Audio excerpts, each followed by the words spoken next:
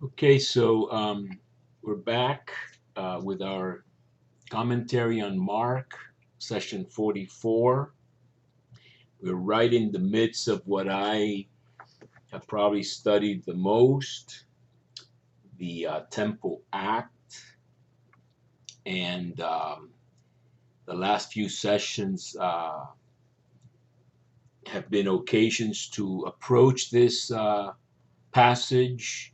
We've spoken about the temple and diverse views on the temple and some background to the money changers and other things like that, the messianic entry, the unleashing of the eschatological events by the untying of this donkey, which goes all the way back to the tying of the donkey, purebred jackass in Genesis 49, I think verse 12 or so, Judah, the oracle of Judah.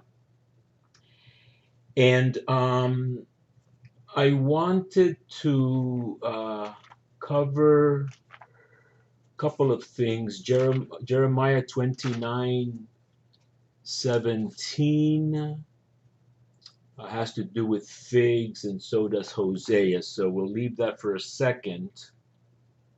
Actually, literally a second, because Jesus goes into Jerusalem, enters Jerusalem, goes into the temple, and looks around at everything as it was already late, which I thought of Jeremiah 7, very important, which is Jeremiah's inaugural speech, in the opinion of many scholars, in 609.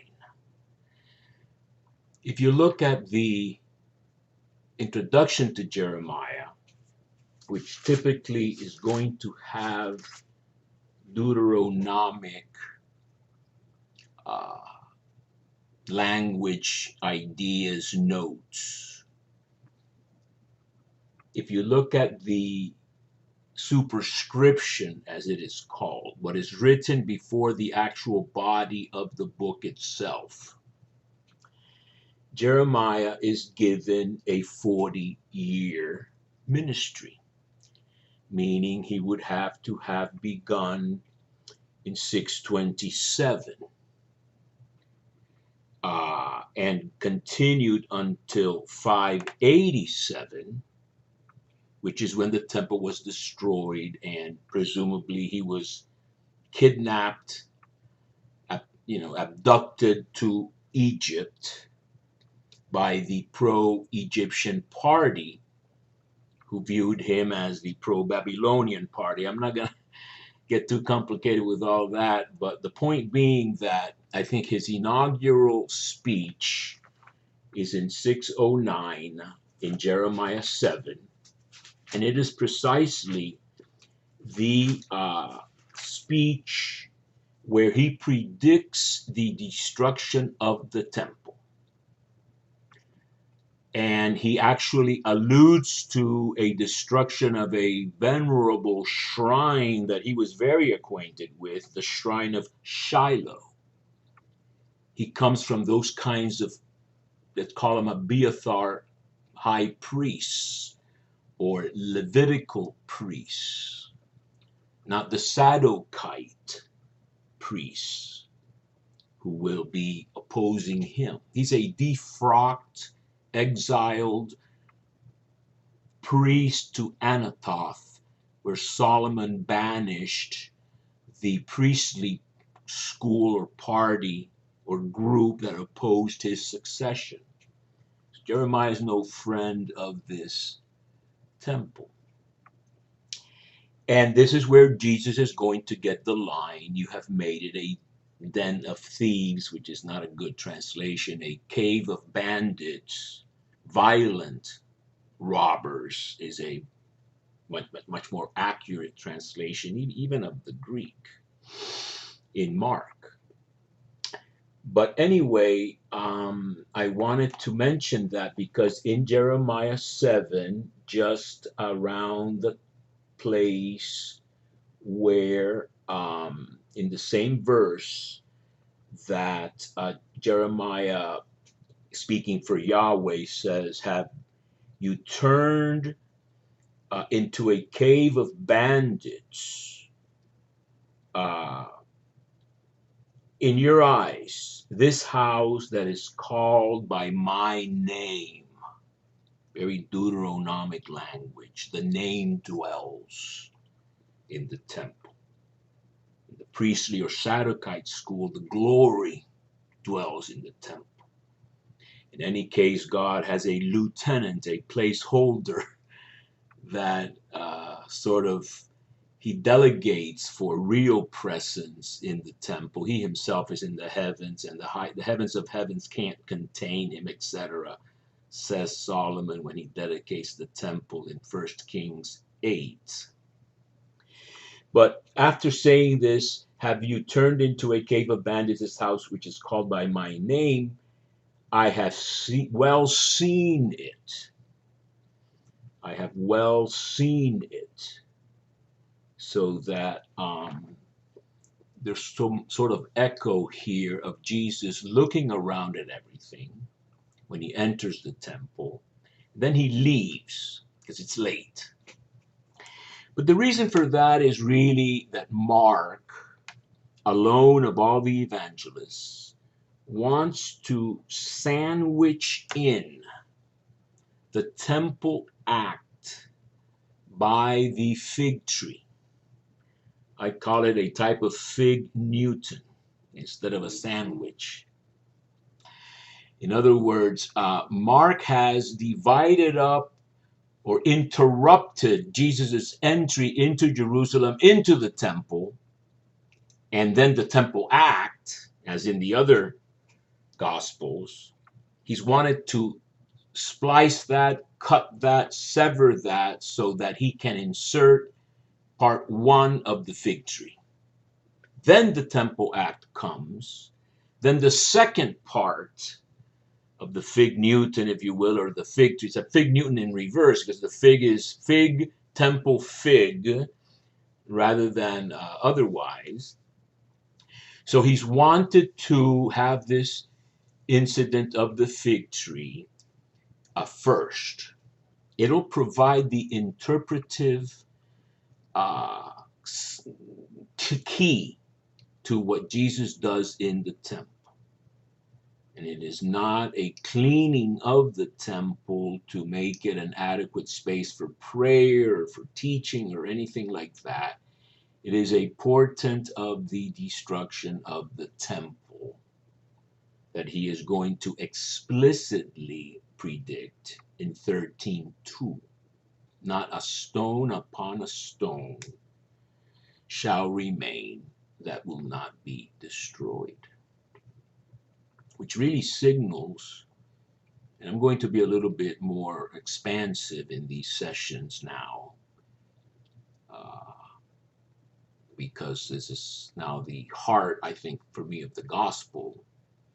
So I'm not going to try to rush or cut short too many things. It's still an informal kind of sharing that I am doing with whoever listens to this or sees this. But it's the end of the Second Temple period in this kind of literature, because the beginning of the Second Temple period is when the temple is rebuilt after the exile. It's rebuilt around 515 and BCE, and the great prophet who advocates for the rebuilding of the temple and attributes all the ills of the nation of Israel returned from exile to the failure of the returnees to rebuild the temple and to have built their own houses first and let the temple wait, he's saying that is why your harvests are so bad. And but the minute you lay a stone upon a stone in the new construction of the temple, then everything will change and you will be blessed with harvests and with everything else. Abundance, messianic kind of abundance with the new temple. It's very interesting that Jesus in Mark 13:2 uses the stone upon a stone language to indicate not the building of the temple, but the destruction of the temple. And so, really, the scholars talk about the Second Temple period, which is from like 515 to 7 BC to 70 AD. And in fact, Jesus uses the same language as Haggai, unless you want to say the Mark came up with this and put it in the mouth of Jesus in 13:2 to indicate the end of the temple. So what happens now that he has interrupted the Temple Act from following immediately after entering the Jerusalem and the temple? The following day, they come from Bethany, and Jesus is hungry, and he sees a fig tree having leaves, and he goes to see if he could find anything on it. But he doesn't find anything in the fig tree because it was not the kairos for figs. It was not the season or the time for figs. Now, this word kairos, you may be familiar with. I think there's a prison ministry that calls it kairos. It's supposed to be like maybe the opportune time. You have to think of the kernel of Mark's gospel, Mark 1:15. The kairos has been filled. The kingdom of God has drawn near. Repent or convert or return and believe the good news. So in the Markan view, the time for the temple cult is done. The kairos of the kingdom has arrived. And so Jesus says, he's frustrated, that there's no figs, even though not supposed to be any. May no one ever eat fruit from you again. And his disciples heard.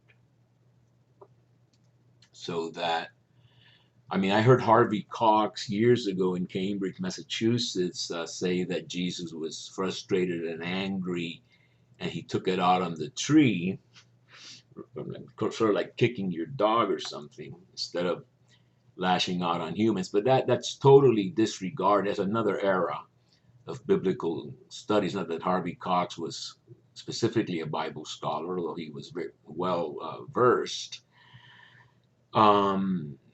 We look at this as literary composition as a vehicle for theology. So that what really happened is something that is going to always be shrouded in a nebula of uncertainty. Some have talked about the parable. I think I read all these people, Bossuet and all these other people, the parable of I think it's a fig tree in Luke that doesn't get fruit for 3 years, and they say, "I'm going to cut it down," and they say, "No, Master, don't cut it down yet. Give it another time, another little bit more time, and then cut it down if it doesn't give any fruit." And so they turn that parable into an incident. I'm not going to get into because we would never end. But as far as studying Mark, again, I refer you to a great book by Telford, The Barren Tree, or something like that, that you could look up. Whole book, I think his dissertation on the fig tree. Now, the reason I wanted to mention, to talk about Jeremiah 29, because there's a lot of fig passages in the Bible, but I happen to, in the little preparation that I frankly do, because I don't want to prepare too much, then it would become a real, sort of academic class, which I'm trying to, stay between, totally informal and totally academic, sort of middle way kind of thing. But in Jeremiah 29:17, thus says Yahweh of hosts, behold, I unleash against them the sword, famine, and plague, and I will make them as those, figs that have exploded from being rotten, so bad that they cannot be eaten. So this is in the context, I think, of Jeremiah, who is a rebel, but he still considers the exiles the good figs. Maybe his Deuteronomic editors do that, but in any case, in the book of Jeremiah, the good figs are the exiles in Babylon, and the bad figs are the ones that remained in the land. Not the higher class skilled people, but the ones that remain to till the soil, says the book of Kings. So that both Jeremiah and Ezekiel favor the exiles, and these will be the real Jews as opposed to the mixed, sort of disoriented Jews that remained in the land. Again, I've associated this with the Cuban exile, with which I am familiar. The higher classes left Cuba, came to Miami and other places. They were more educated, had more money, more religious. All the priests, which largely were Spaniards, were thrown out. And so you have two different communities. The ones that stayed in Cuba stayed in Cuba. Many just learned communism, or certainly not Catholicism. It was a disadvantage to be a Catholic. And so you have these two communities, each with their defects and virtues. I'm not taking sides, even though I'm kind of like one of the good figs, according to Jeremiah. But the point being that there is this fig language throughout the Old Testament that, if you were really interested, you could go to Telford's book and find more than you ever wanted to know. So in Hosea 9:10, it says, as grapes in the desert, I found Israel. So Yahweh finds Israel as the first fruits, grapes in the desert.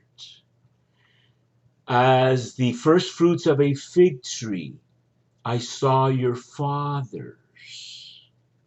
But when they arrived in Baal Peor, they devoted themselves to infamy, or some other words here. Of course, Baal Peor is the final blowout in Numbers 25, which is in Moab, where they are going to be the rest of the time of the Pentateuch, because the Pentateuch doesn't end with entry into the land. You have to wait for the Hexateuch, or the sixth book of Joshua, for the happy ending, which is not so happy, because then they'll go in exile in Kings. So you have a Pentateuch, which is a waiting book.